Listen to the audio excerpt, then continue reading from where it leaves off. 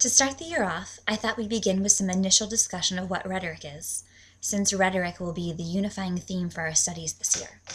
So this week I've asked you to read 3 short pieces for our week of class. One is just 4 paragraphs from Aristotle's On Rhetoric. There's also a notable modern article called The Rhetorical Stance by Wayne Booth. And finally, Pericles' Funeral Oration. Why these 3? Well, the Greeks are rhetorical masters and some of the first people to really think or write about the topic of rhetoric, so much of Aristotle's work is definitive on the subject. You'll also notice that much of what Booth describes in the rhetorical stance lines up with what Aristotle discusses. You can break it down into what the Greeks called logos, pathos, and ethos. Logos is the actual argument, reasoning, or content. Ethos is the character and voice of the speaker.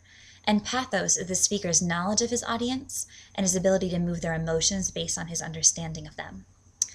So while you're reading Booth's article, it might occur to you that I've left you a little bit directionless when it comes to defining who your audience actually is. Well, in general for this course, you should consider your audience a well-educated person who doesn't have too much specific knowledge about the topic that you're discussing. So you should assume that they don't have a lot of background knowledge, but that they are smart enough to reason with you, that they catch on to your ideas quickly, and that they understand most of your vocabulary.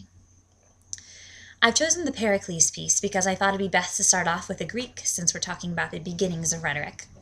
And while we lose a lot of the intricacy of his rhetoric in the translation from Greek to English, you can tell even through this English version that this is a very brilliant address.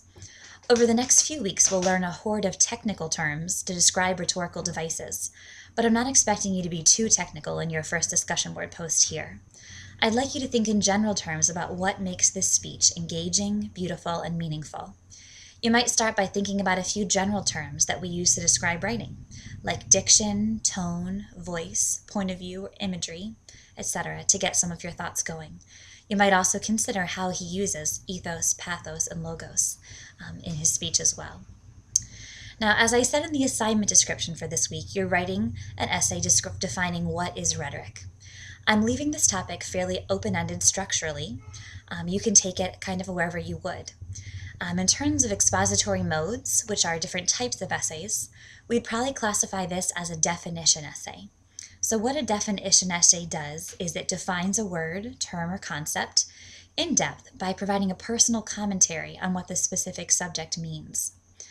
So to write this essay, you're going to want to break down whatever elements you think define the term rhetoric into several different parts.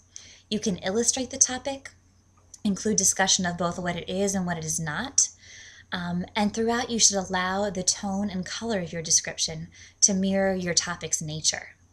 You want to work to make your opinion clear and to elucidate the concept to the audience who may not be very familiar with the concept of rhetoric.